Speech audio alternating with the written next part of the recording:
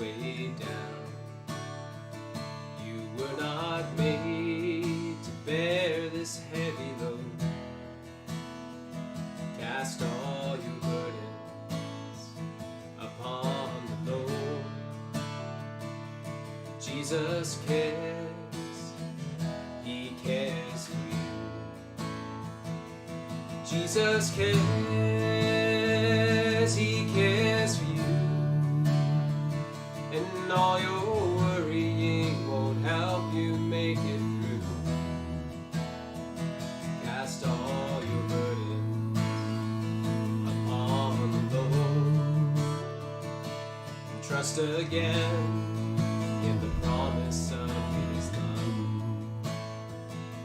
And I will praise the mighty name of Jesus. Praise the Lord, the lifter of my head. I will praise the rock of my salvation. All my days are in His faithful hands. My anxious heart was so upset when trials come. How you so easily forget to cast your burdens upon the Lord. Jesus cares, He cares for you.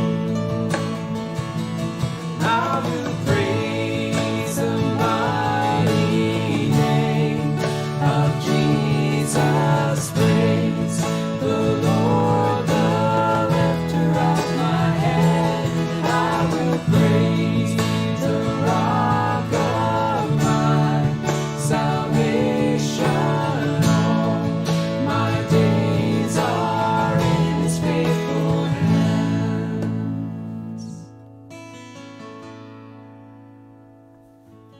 I'm leaning, leaning, leaning on the everlasting arms. I'm leaning, leaning, leaning on the everlasting arms. Oh, I'm leaning, leaning, leaning on the everlasting arms. Oh, I'm leaning, leaning, leaning on the everlasting arms. I will praise the mighty name of Jesus. Praise the Lord, the lifter of my head. And I will praise the rock of my salvation. All my days are in His faithful hands. I will praise the mighty name of Jesus. Praise the Lord, the lifter of my head. And I will praise the rock of my salvation. All my days are in His faithful hands.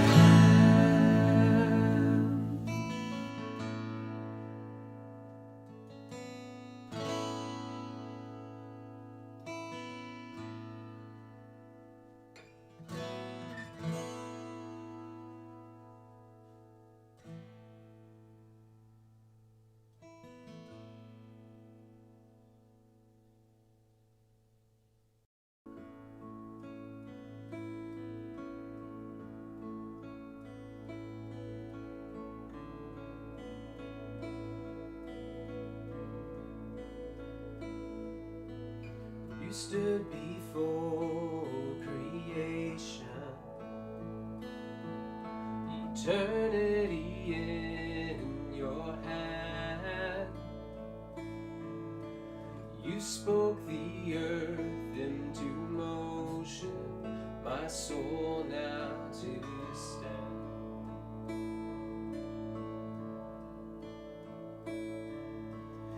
you stood before my failure, carried the cross for my shame. My sin weighed upon your shoulders, my soul now to stand. So what can I say?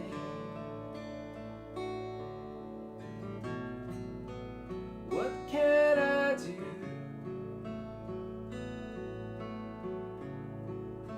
But offer this heart, oh God, completely to you.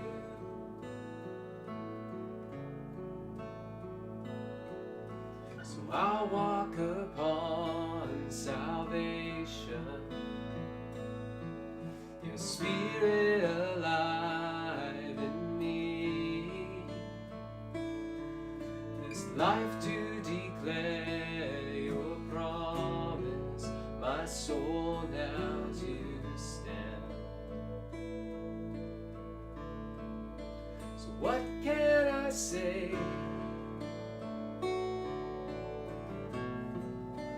What can I do?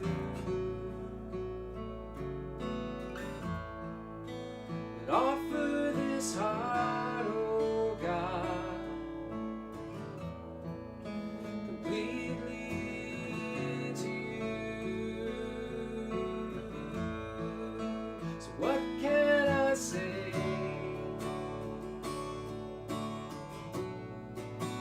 What can I do?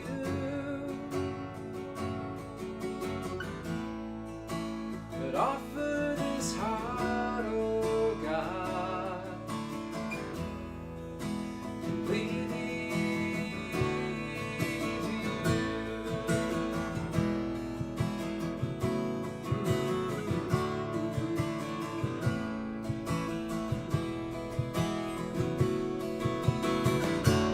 I'll stand with arms high and heart abandoned in awe of the one who gave it all.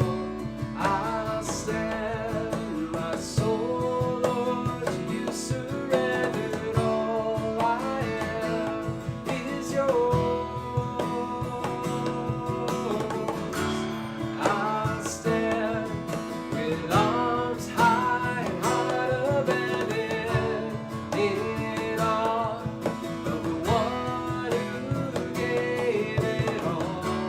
I'll stand, my soul, Lord, to you surrendered. All I am is yours. I'll stand with arms high and heart abandoned in awe of the one who gave it all. I'll stand, my soul, Lord, to you surrendered. All I am is yours. All I am is yours. All I am is yours.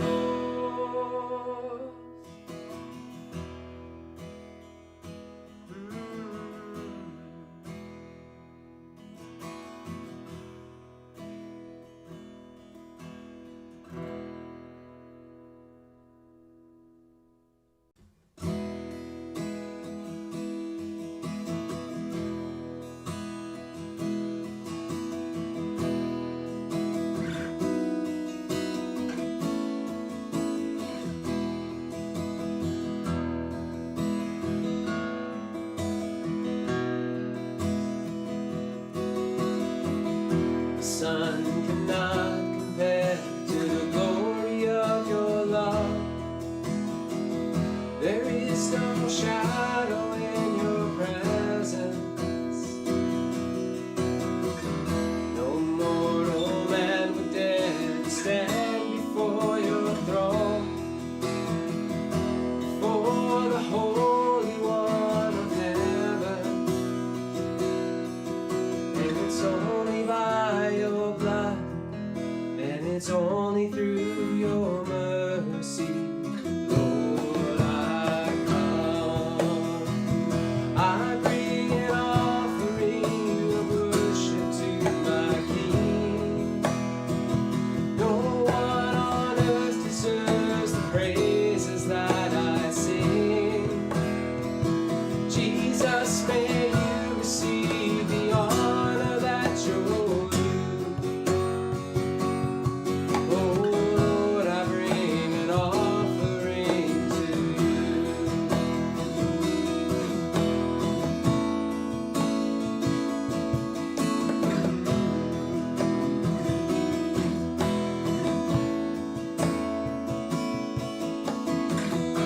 sun can love compare to the glory of your love. There is no shadow in your presence.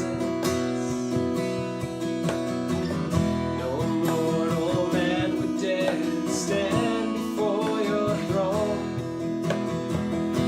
For the Holy One of heaven, and it's only by your blood, and it's only through your mercy. Lord, I come, I bring an offering of worship to my King. No one on earth deserves the praises that I sing. Jesus, may you receive the honor that's your due. Oh Lord, I bring an offering to you. I bring an offering of worship to my King. No one on earth deserves the praises that I sing. Oh Jesus, may you receive the honor that's your due. Oh Lord, I bring an offering to you. In you alone, oh, you are the Lord, the one we adore.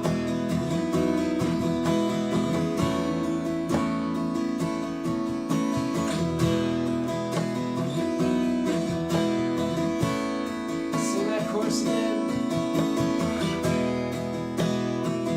I bring an offering of worship to my King. No one on earth deserves the praises that I sing. Oh Jesus, may you receive the honor that is due. Oh Lord, I bring this offering to you. Oh Lord, I bring this offering to you. Oh Lord, I bring this offering to you.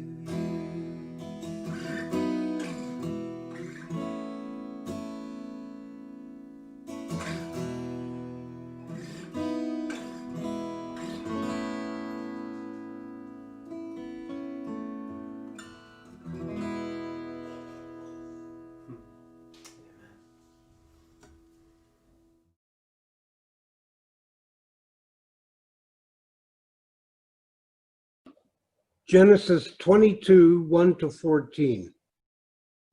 After these things, God tested Abraham. He said to him, Abraham, and he said, Here I am.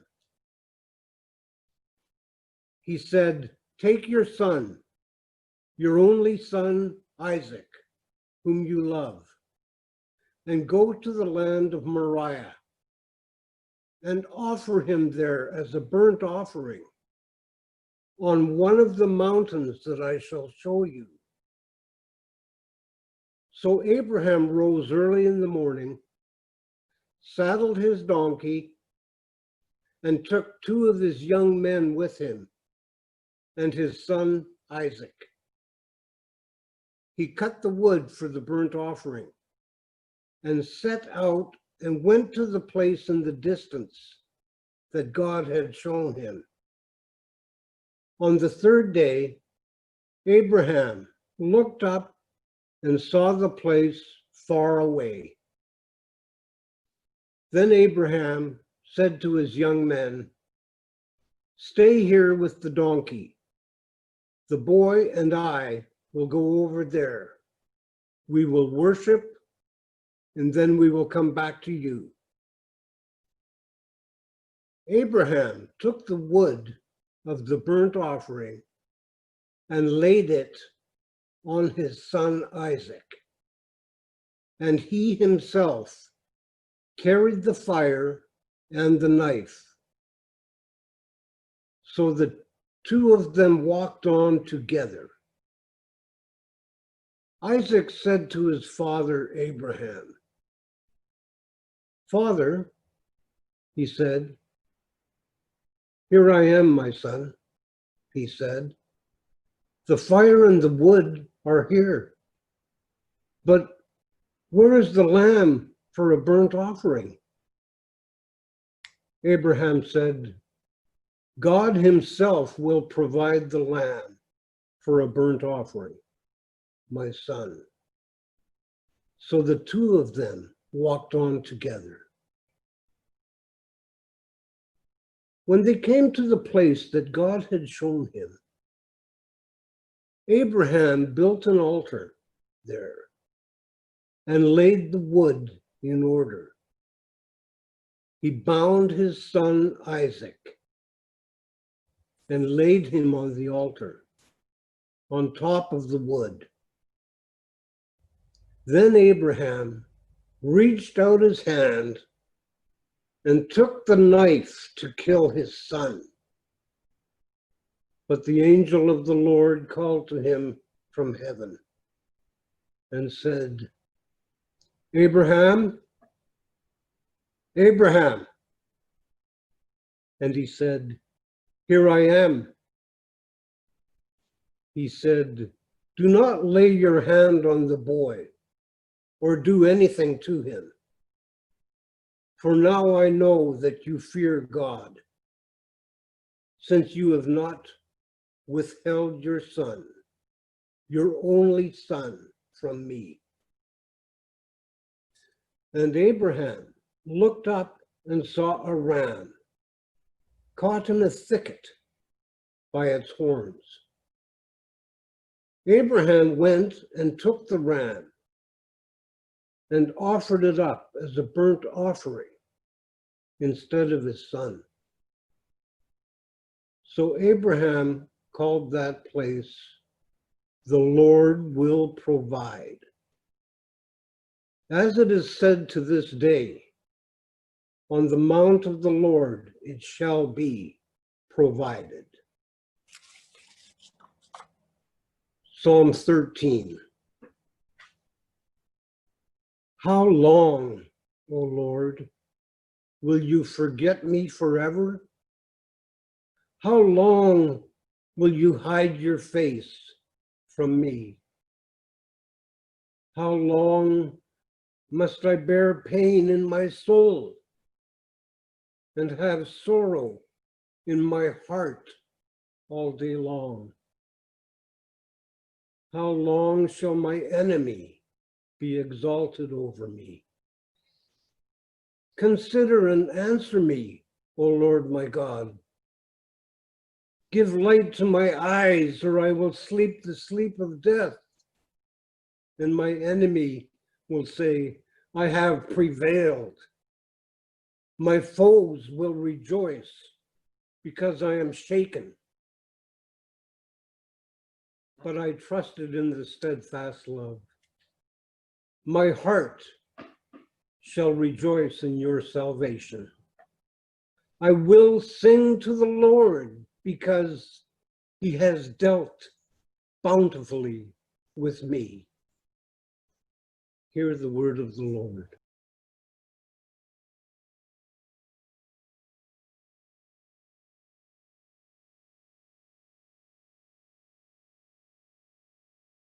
So Bennett and I have been spending quite a few nights together in the last few weeks in the 12:30 to 2 a.m. range. Not the entire time, but during that time of night. He's gotten weaned now. And so Mama is blessedly off duty for the night shift. It's not a long time. He's usually pretty ready to gulp down a 4 to 6 ounce bottle of formula, and he quiets down pretty quick as soon as it's ready. And we have time on our hands. And so we usually find a few of you that we pray for, and we lift you before the Father. Now, I don't have any hard data on this, but I'm fairly certain that a prayer offered in the middle of the night has more pastoral force behind it. So, there's that. But mostly he and I just stare at each other in the dark. And I hold him, and I tell him how much I love him, and I think about how precious he is to me. And I think about how some of that preciousness hurts, because part of his great value to me is that I know what I've lost in my daughter Emery. And I also get scared in the dark with him, if I'm honest. I get scared. I get scared because I have already had one beautiful child taken away. And I get scared that that's going to happen again. And in these past few weeks, I've been thinking of Abraham in the dark and what it was like for him to give up Ishmael. And then to have to live with the possibility of losing Isaac too. And what all that has to do with me and Bennett and sitting in the dark and learning to let go. See, this section of Genesis is probably one of the most well-known parts of the Old Testament. And that's probably because it's also one of the most difficult passages. It's one of those passages that the skeptics and the subscribers of movements like the New Atheists like to, well, they like to highlight it because of the fact that this passage raises so many questions about the goodness of God. And to be honest, if it doesn't raise some questions for us as Christians, I think we need to go back and sit with it some more. Many times I hear sermons and explanations that kind of gloss over this story. They kind of use it like a ramp to propel us over theological chasms of doubt and difficulty to explanations about Isaac being a prefigured image of Jesus' sacrifice, or to the passage in Hebrews 11 that talks about Abraham's faithfulness to reason out that God could raise the dead in regard to Isaac. And I don't disregard either of those things, and I'm certainly not saying that the writer of Hebrews 11 is, not correct. What I am saying is that that person had to go through a lot of theological headaches and a lot of wondering to get to that point. And if we haven't gone through those same headaches, if we haven't had to wrestle with it and spend that time with it in order to come to those claims, we probably need to spend some more time with it, because I would say that those claims of Isaac being a prefigure of Jesus, or the lamb in the thicket being a prefigure of God stepping in the way, or Abraham being able to reason into the resurrection of the dead, I'd say they're a matter of perspective as well. In particular, a perspective that looks backward over the generations of God's faithfulness and is able to properly identify God's motives. And those are perspectives that Abraham doesn't have when God comes to him in Genesis chapter 22, verse 1. It reads, "After these things, God tested Abraham. He called to him, 'Abraham.' 'Here I am,' Abraham replied. 'I want you to take your son, your only son Isaac, whom you love, and go to the region of Moriah. Sacrifice him there as a burnt offering on one of the mountains I will tell you about.'" Now, I think there are a few things about this statement alone that should bring us up short. First, Isaac is not Abraham's only son. We just heard last week, and we've just heard in the text about how Hagar and Ishmael have been sent away powerless into the desert by Abraham and Sarah. God lets Abraham know that Ishmael isn't going to die, but he's going to grow into his own nation. So is God changing the plan? Is God changing his mind? What is this? Is this some kind of retribution or punishment for abandoning Ishmael? Or lying about Sarah being his sister again? Is this the inevitable consequence of accepting a promise from God and then repeatedly failing to trust him to make it happen? I mean, how can Abraham really know any of that? In fact, I think we have to ask ourselves up until this point, what does Abraham really know in his gut about God? The list is pretty short if you think about it. He's a God who calls people and answers when they cry out to him. He's a God who makes promises and covenants with people of his choosing. He is powerful. He calls himself Almighty, sustaining, nourisher God. Abraham reflects it in the name for him, El Shaddai. He's a God of power and wonder. He can rout enemies. He can give and take away barrenness of the womb. And he's a God who judges by his own standard. Sodom and Gomorrah are a great example, and even possibly Abraham still knows about the flood narrative. And he's also a God who's both just and merciful, but who also destroys many and saves only a few. He has the power and the desire to both bless and curse, both by his own power and for his own sake. In short, Abraham knows nothing of the plan of salvation except what God has already told him in the most general terms. There is no Christ figure to compare Isaac's sacrifice to. There is no solid concept of resurrection or eternal life as part of God's reality for Abraham. There is no assurance of a particular ending for Abraham, and we would be really, really unwise to skip over that very important fact, because if there was some unwavering assurance, Abraham wouldn't be attributed as a person of faith. Hear that again, okay? Faith that doesn't have to wrestle with some form of doubt or difficulty isn't really faith. More likely, it's just faith unexplored. Moreover, what are we to make of God's mind in all this? I mean, even with our millennia of Christian theology and exegetical tools to bring to work, how okay are we with a God who tests people's faithfulness and loyalty with abrupt changes in plans? Changes that seem to go not just against the way things ought to be, but seem to be against what we know of his very nature. Is God really that moral monster that people like Richard Dawkins and Christopher Hitchens make him out to be for asking Abraham and Isaac to go through with this? Or not? Is God playing some kind of game when he tests Abraham's faith? Or do we really need to take God at his word in chapter 22, verse 12, when he tells Abraham, "Now I know that you fear God because you have not withheld from me your son, your only son"? What are we supposed to do with that? I mean, should we, as the scholar Walter Brueggemann kind of questions and posits out, should we honestly believe that God, in giving humans free will, actually, honestly does not know which direction Abraham's heart is going to turn? Maybe. But even if I think that's a plausible explanation, how does it justify this kind of testing? How does it justify this kind of soul-shattering trial? See, part of the problem with this account is it's so sparse on feelings and thoughts. We can't help but try and speculate and fill in the gaps on what this does in Abraham's mind and heart, and what it does in Isaac's mind and heart, because nobody gives us any clues in the narrative. Honestly, we don't even really know what God's thoughts and feelings are that bring him to create and resolve this point of crisis. God doesn't tell us much more than the revelation of his knowing the character of Abraham when it's all done. And again, we're left to speculate, right?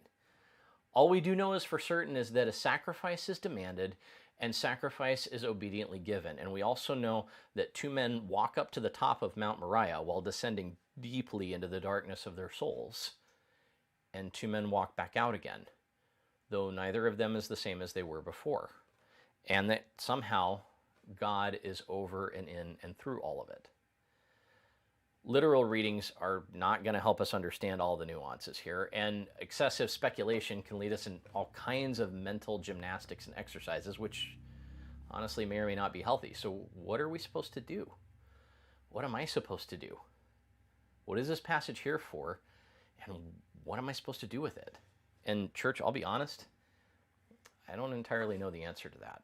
And I don't want to commit the sin of certainty here any more than I want to commit the sin of rejecting the truth of God in faithlessness.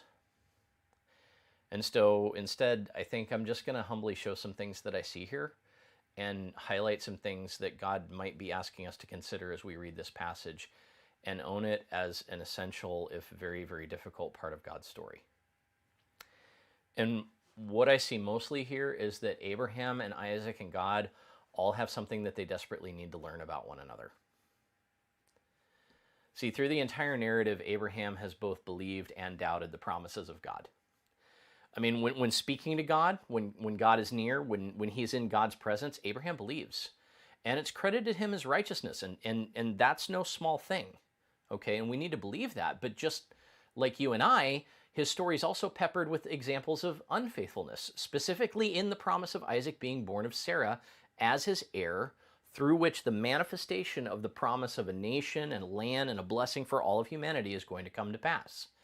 2 times he passes Sarah off as his sister in a foreign land because he's so beautiful. Now, while this might be plausible at the first time it happens because she's roughly at age 60, when he does it a second time with a 90-year-old Sarah in Genesis 20, you have to kind of start to wonder a little bit about what it is exactly that Abraham fears is going to happen. He says that she will be taken because of her beauty. And honestly, I don't know. I don't know what 90 looked like and what 100 looked like at Abraham and Sarah's age. Okay, maybe it was a different, maybe 90 and 100 looked like something a little different because people were still living a little longer back then. But, I mean, these days it's like 90, maybe I gotta be 90 to appreciate 90. I don't know. But it doesn't really seem plausible. What seems even more plausible is that if a rich man with no heir gets killed, and the ruler of a land, or anyone with power, frankly, takes his wife, he also will get all that man possesses. And to me, that's a much more believable thing. Both times, Abraham worries that that God's not going to come through as a protector, and so he takes matters into his own hands. Protector for Sarah, but also a protector for him, and a protector for the promise, right? We could lose everything, so I need to take matters into my own hands. And if you think about it, both times the promise of an heir is also in jeopardy. Both times this happens before Isaac gets born. Suppose either King Abimelech or earlier the Pharaoh of Egypt had slept with Sarah. Would she have conceived a child? Was the problem of barrenness really in her womb, or was it Abraham? We don't know. I mean, just because it says that Sarah's barren, they didn't know. But both times, rather than trusting, Abraham trusts in deceit and survival techniques rather than in God's providence. He repeatedly makes plans that go against what God's promise of the heir will be in that way. And he does it also in other ways. Even after God promises him these things, he sets up Eliezer of Damascus as his heir. And God has to come back and promise him again that he is going to make him a great nation through his own bloodline, not somebody else's. And then after that, he goes along with Sarah's plan to use Hagar as a surrogate womb instead of trusting God at his word. And we can see there's a pattern developing that shows at these crisis points. When these crisis points happen, Abraham falters out of fear. And so Abraham needs to learn something that I think we all need to learn, something that I am still learning. And really that's not, the thing that I'm still needing to learn is that God is not a moral monster like Richard Dawkins or Christopher Hitchens would have me believe. That I can only partially trust him, or that I'm better off going it alone when life is difficult and when life is devastating. Abraham needs to learn that God is worthy of trust and that he's unlike the other gods that he's known. One thing that may help, but I don't think actually solves the problem for us, is that we take for granted now that child sacrifice is despicable. But you have to consider all of the ancient cultures in which human and specifically child sacrifice was called for or required on a regular basis. The Incans, the Mayans, the Babylonians, the Celtic, the Norse, the Olmec, the Toltec, the Assyrians, the Canaanite gods, all of them called for child sacrifice as a normative practice. And in some of these cultures, it went well up into the 15th century AD. That means that the gods that Abraham knew in Chaldea, they would have expected it. Whether they're real or whether they're a figment of the imagination, that's the norm. And so it's entirely possible that I'm scandalized by the wrong question. And that the burning question for Abraham in this story is not how on earth God could ask him to sacrifice his son, but whether God would be so fickle and so just shallow as to jeopardize all he has promised now that it has come to pass and is coming to pass. Is God this capricious, chaotic God like all the other gods? Or is he who he says he is? Is he trustworthy and faithful? The question that I want to get wrapped around is whether God tests in such a way, whether he uses things like devastation or tragedy to form souls. But the question that I really need to wrestle with is whether God provides or not, regardless of whether tragedy occurs or not, regardless of whether devastation comes or not. And that's the crucial statement that Abraham wrestles with. As they're walking up the mountain, Isaac goes, "Look, this doesn't look right, Dad. We have the fire, we have the wood, we have everything except the sacrifice. And Abraham just has to say, God is going to provide the sacrifice, my son. And that comma after sacrifice, what does that mean? You know, does that mean that the sacrifice is my son? Or does that mean that my son, God will provide a sacrifice somehow? I don't know. Because either the sacrifice is going to be the son that God provided, or it's something else. But either way, God's going to have to do something. The name of the mountain becomes the Lord provides. It becomes a testament to God's unique character. And it may be at that point where God stays Abraham's hand that the spark is truly lit in Abraham's soul and mind. I don't know. But that may be the point where he finally gets it, that the Lord Most High, Elohim, is not like the other gods at all. That when he says he'll be faithful, he will be faithful, even when it doesn't look like it. And perhaps that's the point of the story for me. Not that Abraham is found faithful, but that God is found faithful, so that I'll do what I can, and I'll stop trying to do things that I can't, and I will just trust and live, because that's what I can do. But I also think that God needs to know something about Abraham too, I think that what God needs to know is this: who will Abraham truly bind his hope to? Will it be bound up in Isaac, and ultimately Abraham's ability to care for and raise him up and make this promise a reality by his own hand? You know, like, is God just the catalyst and the starter, and now it's up to Abraham to close it out? Or is the beginning and the end and everything even beyond Abraham going to be totally bound up in God? As both Abraham and God's commitments get tested to their limits, Abraham can't hang on to both his plan, which could be rejecting God and sparing Isaac himself, or it could even be killing Isaac and going back to Ishmael, back to his old plan A. And he has to let go of those things and start trusting God alone.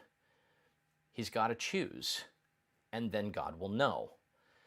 And I believe still that God does that today, not because he's a monster, but because if trusting God really is a matter of life and death for you and me, and something else, no matter how good of a thing that is standing in the way of that, God's not going to be content with anything less than what actually brings you and I the real life. And so he will lovingly knock down those other supports until the only thing that's left for me to hang on to is him. Because God isn't like any other gods. And he's not looking for what other gods are looking for. You know, capricious, vindictive gods, careless, idle gods, they just want sacrifice and blind obedience. Yahweh's looking for partners. He's looking for stewards. He's looking for family members. And he needs to know that we're not just going to be the hired help, being good so that we can get the benefits. He needs to know that he can trust us as well. And what about Isaac? Many of the arguments about his binding being some kind of divine abuse or bullying, they don't really take language of the Hebrews into the account, because a Hebrew male could have been called a youth or a boy well into his late adolescence and early 20s. I can't know, but I mean, it's entirely possible. We've got a 25-year-old Isaac letting a 100-plus-year-old Abraham tie him up, and that Isaac's crawling onto the altar himself. Isaac may have been, and the reason I think this is important is that Isaac may have been born a child of a promise. And as the child of the promise, he may know a lot about the God of Abraham. And he may have heard Dad talk a lot about it, and a lot about what's expected, and a lot about what the plans are, and a lot about what God's promised, and a lot about who God is. But God hasn't really talked to Isaac yet. Isaac really hasn't encountered the God of Abraham. At some point, Isaac's going to have to make a decision to own God and God's promises and this covenant for himself, to let God actually become the God of Abraham and Isaac. And I think that this is the point where God reveals the core of his nature, not only to Abraham, but also to the son that is going to carry on as the bearer of God's covenant long after Abraham is in the ground. We all get there at some point, where faith stops being something that we rub shoulders with, or we hang around in our families or our communities, and it actually becomes ours. We actually have to own it. And the ownership of the life of God comes through sacrifice, through self-sacrifice. And when I think about it, I have to be honest, like, how often is my faith hindered because I'm not willing to crawl up there on the altar and trust that I'm going to live? You know, trust that when I sacrifice, when I have to give that thing up, whatever it is, that I'm going to survive, that I'm going to come through on the other side. And we never hear Isaac speak of this time again, ever. It's intensely personal for him. I kind of wonder what the conversation was when they get back to camp and Sarah goes, well, boys, how was the trip out into the wilderness for the sacrifice? Did they ever explain what happened? Did they just look at each other and kind of chuckle nervously and say, it's fine? You know, I don't know. But for Isaac, I mean, for Isaac and Abraham, it totally shapes the course of their lives with God forever. And especially for Isaac, from an early age, it shapes the course of his life with God. He knows now what is worth fearing and what is worth not fearing, who can kill and who can save, and who's got the power. And so I guess sometimes these soul-shattering trials are the only way it can go for us. I mean, we never wish for them. Certainly don't want them. And I don't believe that God hands them out lightly or without great sorrow. And I don't think he's the cause of all suffering and sorrow. I don't think that that everything that happens for a reason. I don't think, and I certainly don't think that if everything that's tragic happens, it's because God intentionally makes it happen so that he can make us better people. I think God is the king of taking something that is ruinous and making it redemptive. But regardless of where I am in life, regardless of where you and I are in life, God wants me to know that there's only one real place where the binding of my hope will lead to providence, to real protection, to real life. And that's him and him alone. As the disciples would say to Jesus later on in the Gospel of John, like if you're going to be our food, if your body is going to be real food and your blood is going to be real drink, if there's nothing that can really sustain us or provide for us or give us life except you, Jesus, this is a hard teaching, not just because like the idea of eating flesh and drinking blood is gross, but the idea that there's no other place to go. This is a hard teaching. Who can accept it out of hand, right? And a lot of disciples leave him when he brings that up, not just because of the purification thing, but because of the exclusiveness of it, right? Like there's nowhere else to go. And our cry, even if we stay, may be like Peter, where else am I going to go, God? You alone have the words of eternal life. I don't know. Maybe when we look at this passage, that's the only real lesson that we can learn. Like I said, I still get scared with Bennett. I don't think I'd be human if those thoughts didn't still strike me in the stillness and shake my soul. And in those times, I do the only thing that I know how to do. I make the same journey that I've had to make every day since July 7th of 2018. I climb up the mountain of Moriah in my heart toward God again, and I hand over my kids, all of them. But I especially hand over Emery, and I hand over Bennett into God's hands again, and I ask him to provide a way. Because that's all I can do. That's all I can do is trust that he knows what he's doing. I mean, even if things still look totally wrong 2 years later, even if I'm still scared and I'm still hurting, I have to bind my hopes for my children's well-being and for our family's life, for life after death, for my salvation, for my family's salvation, for everything. I have to bind it to God. That's the only place that it can go, rather than me, because I can't save them. I have to trust that God can provide the ending that they need and the ending that I need, even if that ending doesn't look anything like what any of us had planned. And so every night in the dark, I hand Bennett and all of my other kids back over to God, and I stare at Bennett's face, and I tell him I love him one more time, because tonight, I still can.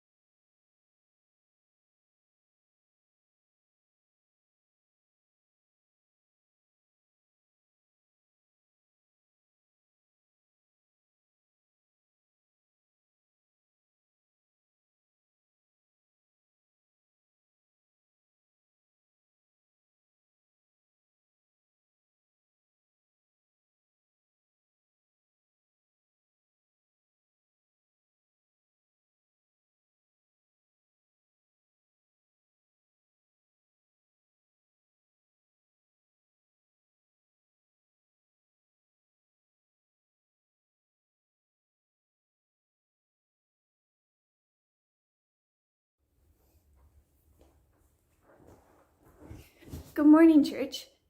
It is Sunday morning here in New Zealand, but that means it's about Saturday afternoon for you guys in Victoria, or I don't know where you might be watching. But anyways, I just wanted to share some communion thoughts with you on this very foggy autumn day. And where I live actually is about 30 minutes away from the tallest mountain in New Zealand. It's called Mount Cook in its colonial name, but in the Maori name, its name is Araki. And I don't know what that means, but I do know a legend where Araki is this great chief. And sometimes when you go see Araki, there's fog over him, or there's really great cloud cover over him.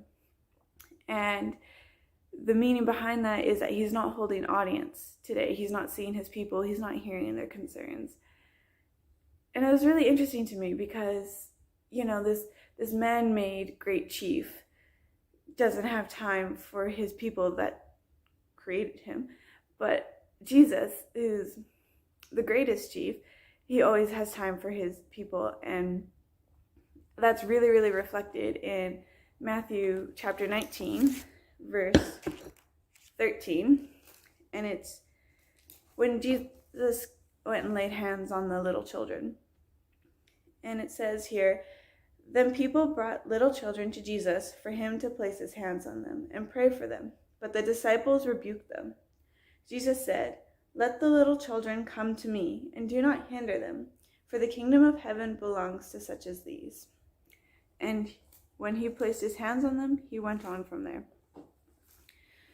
So to me, that just really, really strikes me as Jesus, who's someone who wants to have this open and this communicative and this comfortable relationship with his people. He never wants to be separate from them or feels like that they can never come to them.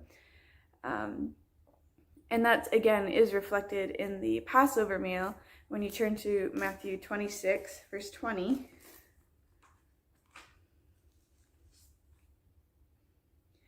And so it says, "When evening came, Jesus was reclining at the table with the 12.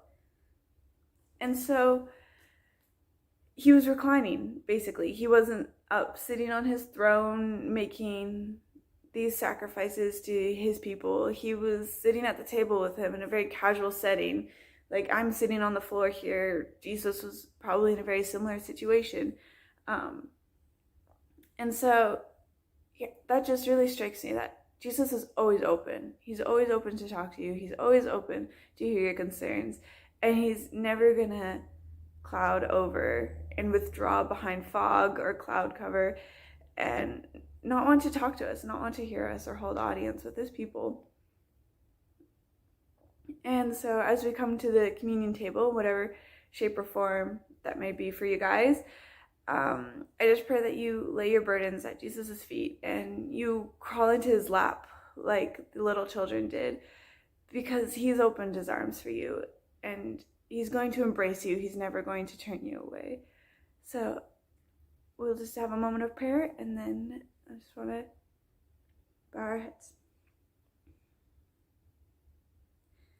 Heavenly Father, in all your greatness and in all your goodness and in all your majesty, you still are not afraid to just sit on the floor at the table and have a chat with your best friends, or you're never too busy or your life is never too full to listen to a story that a little child has to say. And God, I just thank you so, so much for accepting me as that little child who has this story going on in her life, and she just needs you to listen to it. And I just thank you for your ear, and I just thank you for your sacrifice, where through your blood that was shed, God, and through your body that was beaten, that we are able to live our lives with this peace and with this certainty that we are going back to your kingdom, God, and you will just make all things right. Amen.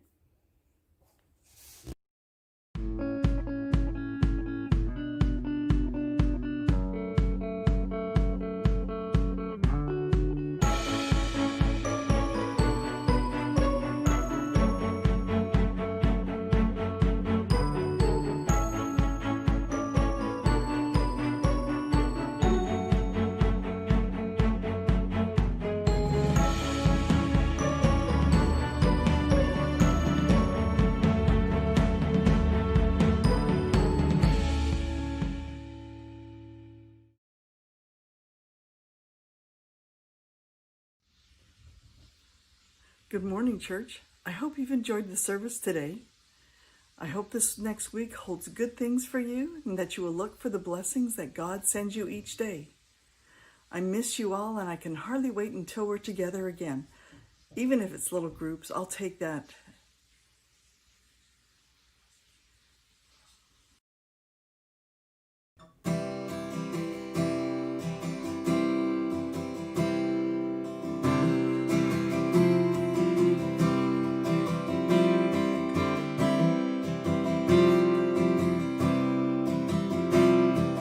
Wonderful, merciful Savior, precious Redeemer and friend.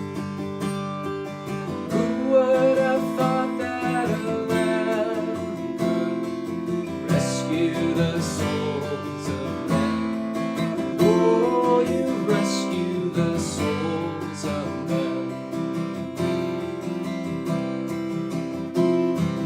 Comforter, counselor, keeper, Spirit, we long to embrace. You offer hope when our hearts have hopelessly lost the way. Oh, we've hopelessly lost the way.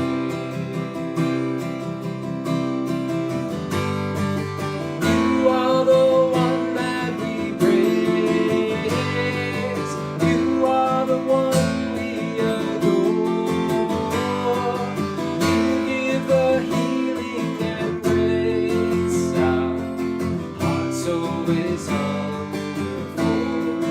Oh, our hearts always hunger for.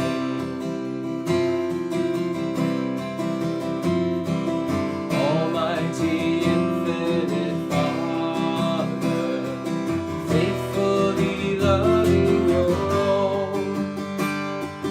Here in our weakness you find us, falling before your throne.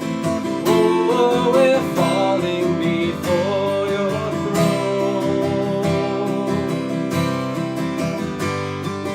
You are the one that we praise. You are the one we adore. You give the healing and grace. Our hearts always hunger for. Oh, our hearts always hunger for.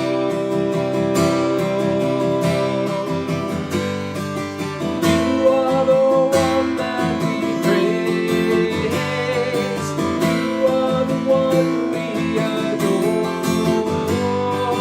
You give the healing and grace. Our hearts always hunger for. Oh, our hearts always hunger for.